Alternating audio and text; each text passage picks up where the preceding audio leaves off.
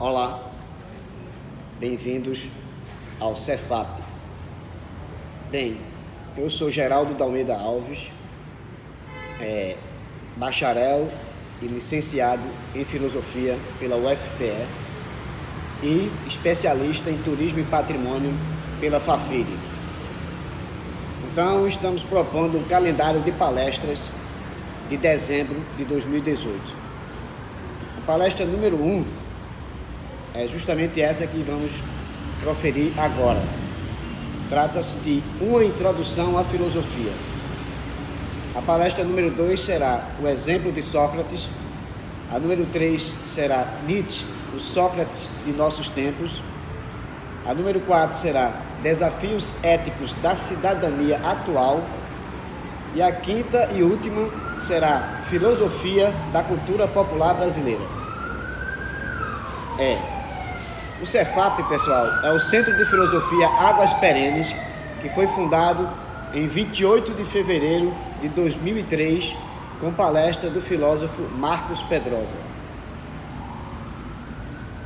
Então, damos início agora à palestra Uma Introdução à Filosofia.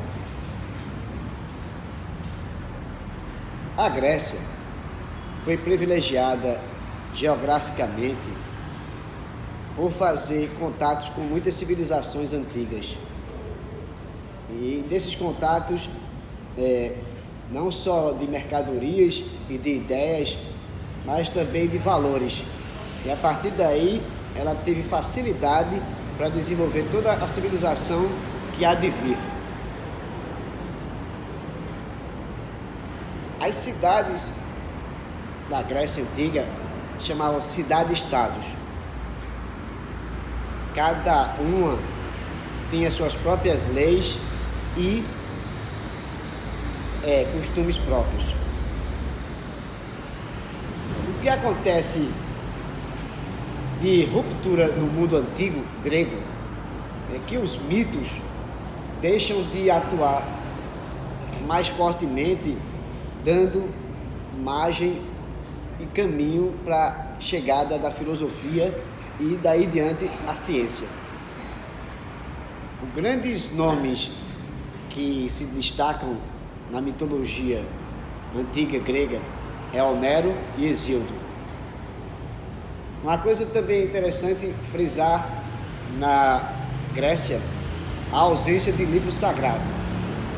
Uma vez que eles não têm um livro sagrado, eles têm uma abertura maior para pensar coisas diferentes e até atípicas à religião, mesmo ele sendo um povo religioso. E vale frisar a figura de Pitágoras, que era matemático e, além de outras coisas, era um sábio. Ele foi que cunhou o termo filósofo, amante da sabedoria.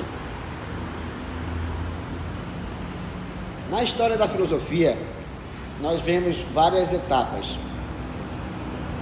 A primeira, que surge justamente na Grécia Antiga, é os pré-socráticos. Depois vem a filosofia clássica, a filosofia pós-socrática, a medieval, a moderna e finalmente a contemporânea, que é essa que a gente vive atualmente. Os pré-socráticos são aqueles que estudavam a physis, a natureza. E a filosofia surge justamente com isso, com o deslumbramento com as coisas da natureza. Porque o trovão troveja, porque o sol brilha. Eles queriam saber e estudar e pesquisar o que estava por trás dessas coisas, o que era a essência dessas coisas, a arqué. Então, cada filósofo antigo, pré-socrático, cada um tinha uma ideia do que era essa coisa essencial a todas as outras coisas da natureza. Anaxímenes dizia que era o ar. Tales de Mileto, que é o patrono do Centro de Filosofia Águas Perenes, que também era matemático, sábio, um dos 7 sábios antigos gregos, Tales de Mileto dizia que era a água. Daí, Águas Perenes. Anaximandro dizia que era o ápero. Empédocles dizia que era o conjunto da água, ar, fogo e terra. Já Parmênides dizia que é ser e não ser. E Heráclito, como pai da dialética, propunha a mudança de toda a realidade continuamente. E Demócrito propunha já a teoria atômica, mesmo no mundo antigo, 2.500 anos atrás.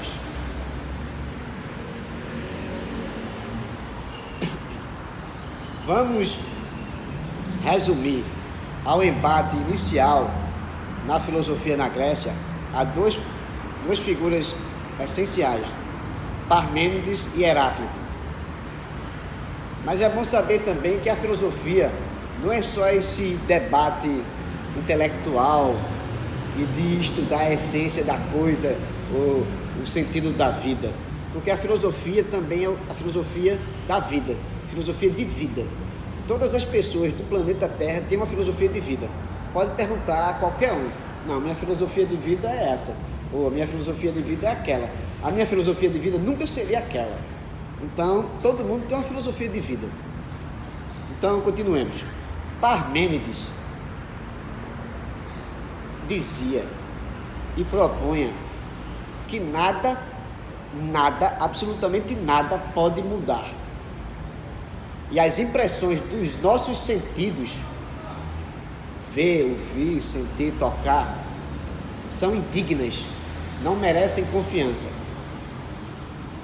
O oposto da Parmênides era Heráclito, que propunha que tudo se transforma e tudo flui.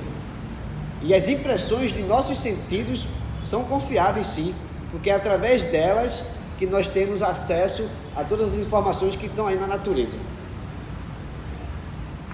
Só que eles, assim como os outros, estão fundamentando os alicerces para, lá na frente, as escolas filosóficas proporem exatamente o que o pensamento mais delineado, porque os pré-socráticos, vocês têm que entender que não deixaram nada escrito, assim como Sócrates. Os pré-socráticos ficaram apenas fragmentos, ninguém deixou uma obra completa, infelizmente, porque guerras e as destruições do tempo levam a isso. A Grécia é um país tão essencial à civilização ocidental, porque foi justamente lá que a civilização ocidental nasceu. Dali ela se proliferou para a Europa, e a Europa colonizou não só as Américas, como a Oceania e outros países mais. O conjunto arquitetônico, as artes, a própria medicina, o aparecimento da democracia, isso tudo era uma efervescência na Grécia, principalmente no século V, que é o século de ouro da Grécia, onde Atenas poderia dizer que era o centro do mundo daquele tempo, Atenas, onde todas as pessoas afluíam para lá, não só mercadores, como também intelectuais, artistas, religiosos. Era um centro realmente cultural.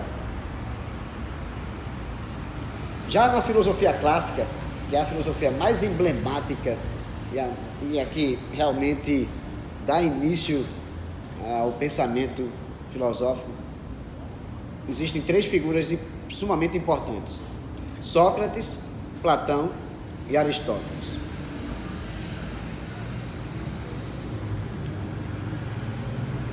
É bom também que tenhamos uma ideia das escolas filosóficas que vão se desenvolver baseadas no conhecimento do pensamento inicial, tanto dos pré-socráticos como da filosofia clássica. Daí as escolas filosóficas mais importantes: racionalismo, empirismo, estoicismo, hedonismo, relativismo, positivismo, existencialismo e niilismo.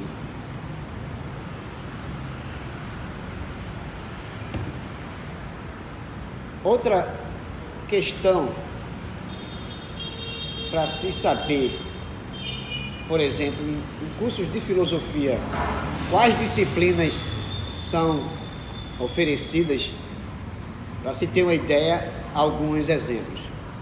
Temos a metafísica, temos a ética, a estética, a epistemologia, a filosofia dos valores e a filosofia política.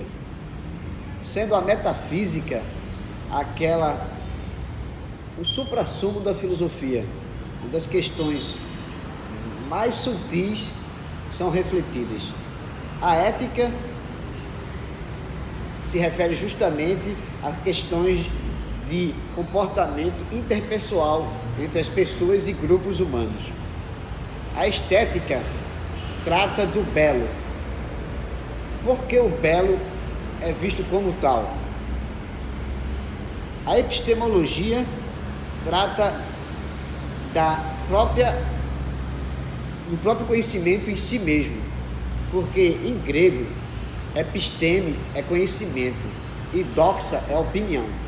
Então, se você quer fazer filosofia, você tem que partir para a epistemologia, que é conhecimento. Já a filosofia dos valores, no próprio nome diz, que vai abarcar toda essa questão de valoração humana. A valoração vem por quê? Vem da ética, vem da religião, religiões, que é no plural, e outras coisas mais. E a filosofia política trata justamente da questão política, porque, como disse bem Aristóteles, o homem é um animal político. Político porque ele disse isso, porque vive em polis. Polis são as cidades gregas antigas. Se ele vive em cidades, ele tem que ter relações políticas. As relações políticas não só são assim diretas ou indiretas, mas existe política familiar, política religiosa, política do bairro, vários tipos de políticas.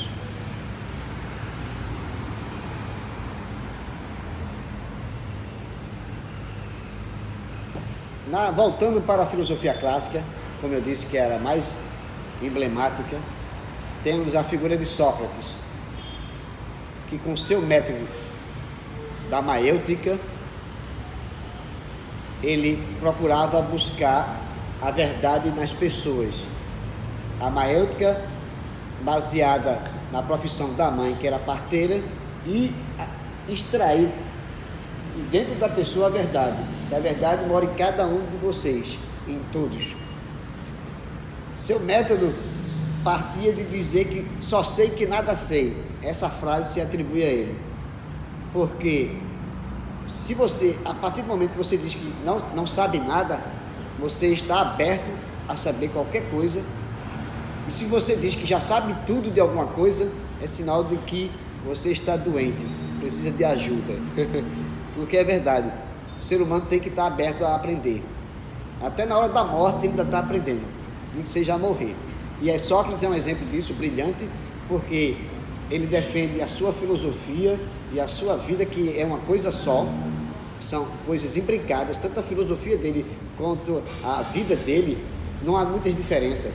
E ele, no final, ele toma o cálice de cicuta, porque foi assim julgado e condenado, e como tal ele obedece à lei da cidade e se dispõe da própria vida, mas não foge de maneira alguma.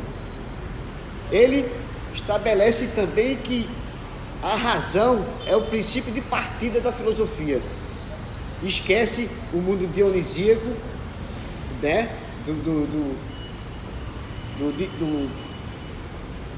Como diria,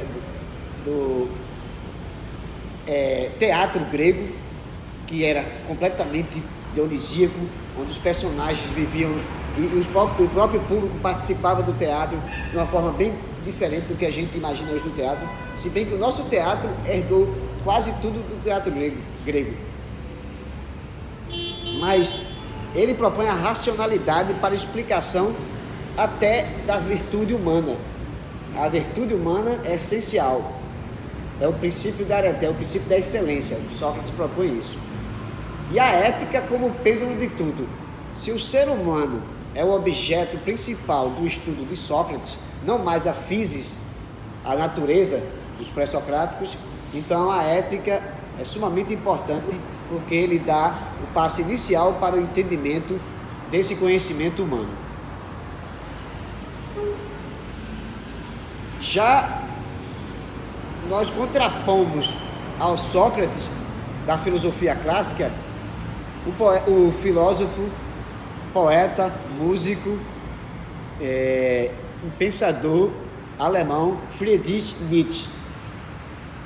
Ele, com seu relativismo axiológico, propõe um perspectivismo onde aborda a questão da valorização, onde diz que na atualidade da Europa do seu tempo, século XIX, os valores estão invertidos. E ele propõe justamente que se adeque, que se insira, pense nisso de uma forma crítica. Ele propõe, com sua filosofia, então, o niilismo, que é aquela filosofia onde nada faz sentido. Tudo pode ser feito, não há punição e nem há condecoração. Não adianta, a vida não tem sentido. No niilismo, nada é o que impera. Se nada vale alguma coisa, então tudo pode ser feito.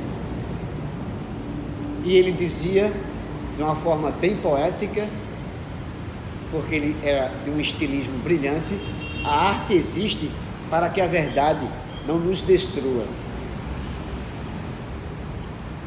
Obrigado, e estamos abertos a qualquer pergunta ou comentário. Obrigado.